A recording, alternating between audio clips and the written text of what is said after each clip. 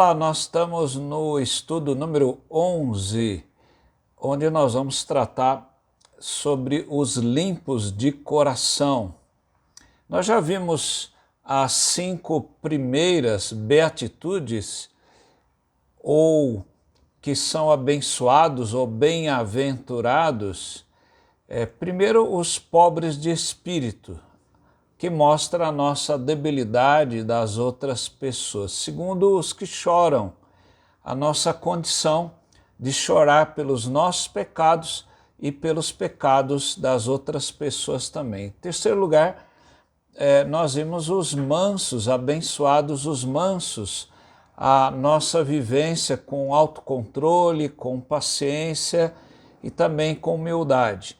Em quarto lugar, nós vimos os que têm fome e sede de justiça, a justiça que nos é imputada pela fé, é comunicada pela boa moral, pela ética e é vivenciada tanto pelo interior quanto pelo exterior. Nós vimos em quinto lugar sobre os misericordiosos, não é? Aqueles que têm amor e perdão pelas pessoas que estão à sua volta e também as pessoas estão dispostas a amar e perdoar. Hoje nós vamos tratar da sexta bem-aventurança.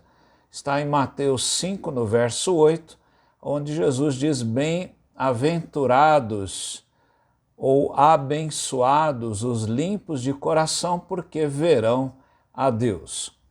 Pode-se aventar que uma pessoa pura de coração seja uma pessoa honesta, sincera e íntegra. Entretanto, nós vemos, por exemplo, que os profetas de Baal, que disputavam com o profeta Elias lá no Monte Carmelo, em Israel, eram pessoas sinceras. Esses profetas idólatras eram pessoas sinceras, pois desde manhã até o meio-dia, eles saltavam sobre o altar, se retalhavam e clamavam incessantemente a Baal e diziam: Baal, responde-nos, como está lá em 1 Reis 18, 26.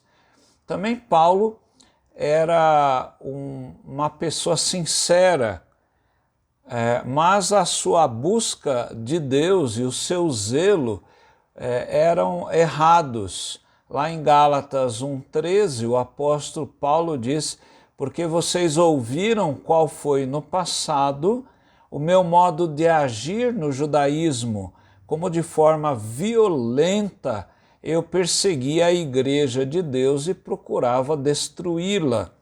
Ele repete isso em Filipenses 3,6, quando ele diz quanto ao zelo perseguidor da igreja. Veja que Jesus se queixou da obsessão dos fariseus pela pureza cerimonial exterior e, entretanto, os seus corações estavam cheios de hipocrisia e iniquidade. Jesus diz lá naquela sessão de ais de Mateus 23, especialmente os versos 25 a 28, Jesus diz: ai de vocês, escribas e fariseus, hipócritas, porque vocês limpam o exterior do copo e do prato, mas estes por dentro estão cheios de roubo e glutonaria.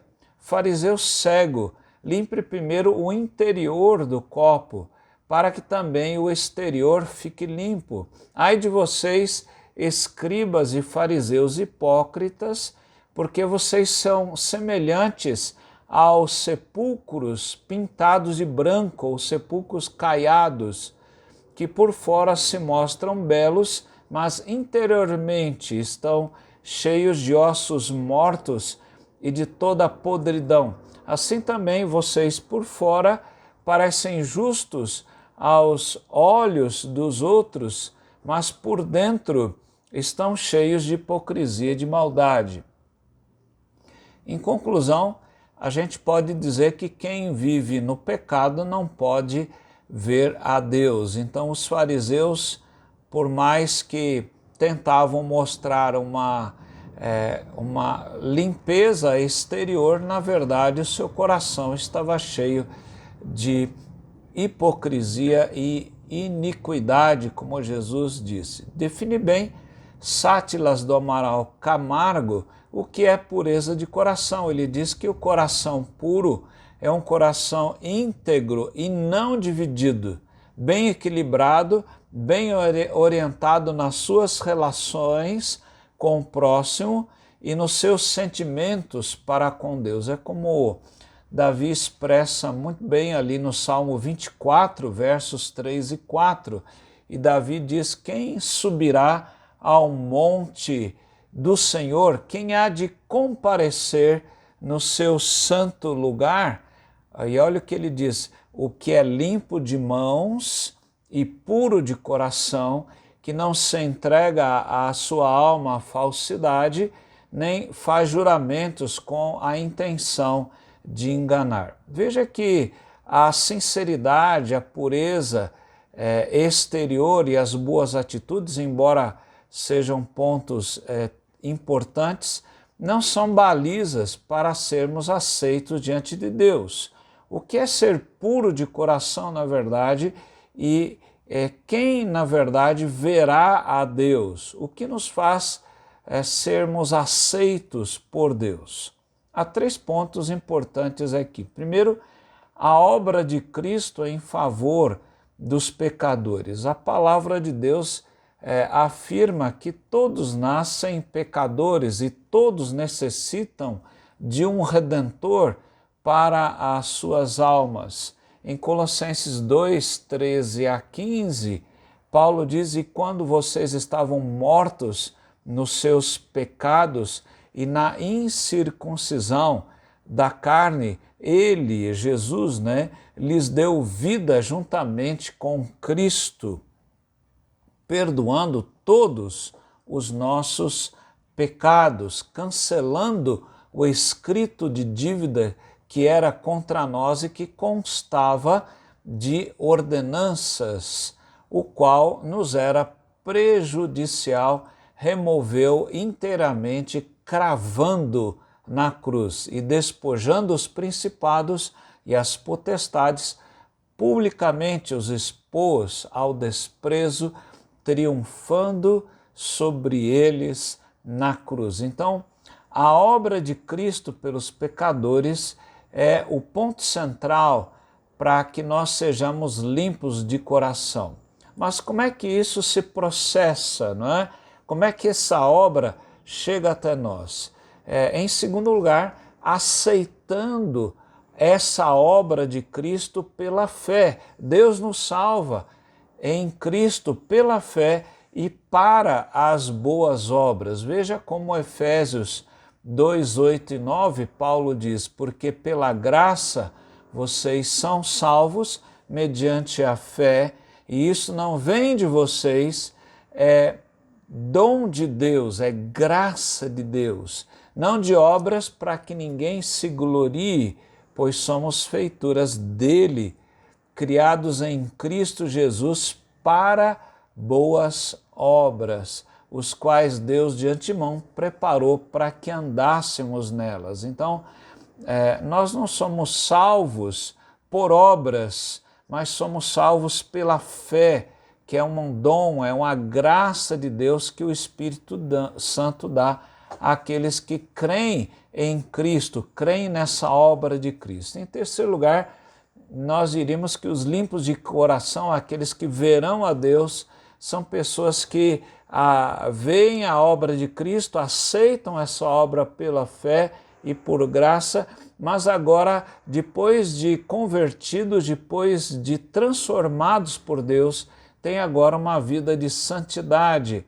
A vida de santidade ocorre quando os pensamentos e as motivações agora estão eivadas da pureza moral e da pureza espiritual. Em 1 Tessalonicenses 4, 7, o apóstolo Paulo diz: pois Deus não nos chamou para a impureza, e sim para a santificação.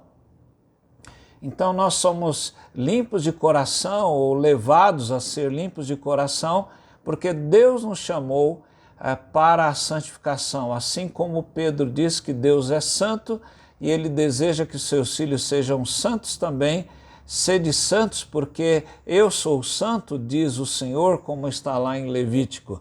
Então essa é a questão, se o nosso Pai é santo, os seus filhos também devem ser santos. E Hebreus 10, 24, para finalizarmos, ele diz: procurem viver em paz com todos e busquem a santificação, sem a qual ninguém verá o Senhor. Então, Jesus diz: bem-aventurados os limpos de coração, porque verão a Deus. Então, as pessoas que são transformadas por Cristo agora têm uma vida de santificação. Que Deus abençoe a você, que você tenha de fato esta vida de santificação, que você seja transformado por Cristo e que Deus abençoe a você e a sua casa. Amém.